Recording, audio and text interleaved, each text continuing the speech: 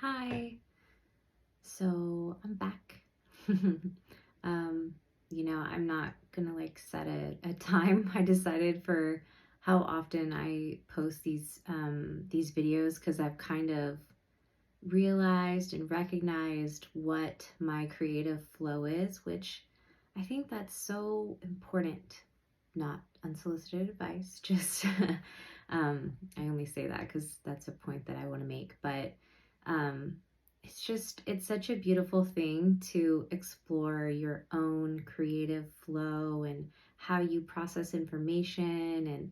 And that's been my experience. Like, I've really tried to like take the time to really get to know what makes me me, what makes me tick, and what are my likes, what are my dislikes, because it's kind of, we're thrown so many messages over life. And like I discussed in another video about you are enough, and I wanted this to kind of be you are enough part 2 because that's something I've been feeling a lot again. And it's like I have to remind myself constantly that I am enough, because I don't feel like it a lot of the time.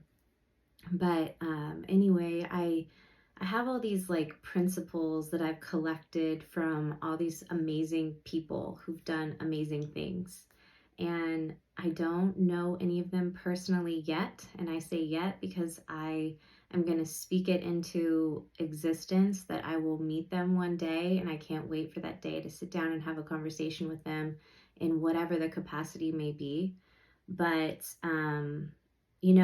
there was a quote that I have seen maybe floating around. Who knows? I sometimes I gather them and I don't remember the source, and I probably need to start sourcing them so I can give proper credit. But one that I really, really remind myself to live by is don't take advice from someone who is not in a place that you want to be. And it's like, let that sink in for a minute, because it's like this applies to your relationship. You have to look who you're talking to about your relationship with any kind of relationship, whether that's your romantic, friendship, parental, whatever. Especially like, you think of this dynamic of even parental, like I have a son, and it's like I've kind of just decided, well, in all capacities, to write my own rule book because I don't like how most people do things. So, and I don't like a lot of, maybe the things that were applied to me.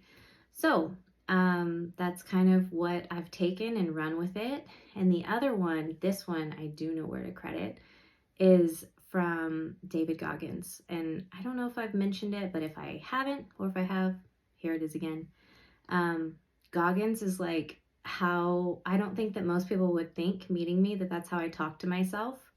But I've been asked before, like, how do I, put myself through these rigorous workouts without having a coach or having a trainer there by my side day in and day out. And it's because I learned how to compartmentalize my brain space. And it's almost like an out of body thing that I can do where I don't always talk to myself that nicely, but I've learned that, and I don't mean that in a way that I'm like bashing myself. It's more like get up, go, get up, go, get up, go, constant. Now, sometimes my voice sounds like find the rest, find the peace, but that has changed as my creative process has changed, as I've learned my body, as I've learned, you know, I undergoing the type of training that I've put myself through has been the biggest teacher of my life. And I am so thankful and grateful that I get to experience it every day. I'm so like, I cannot even express the gratitude that I have. And that's why I feel like I owe it to myself to push that limit. But anyway, Goggins, back to the point.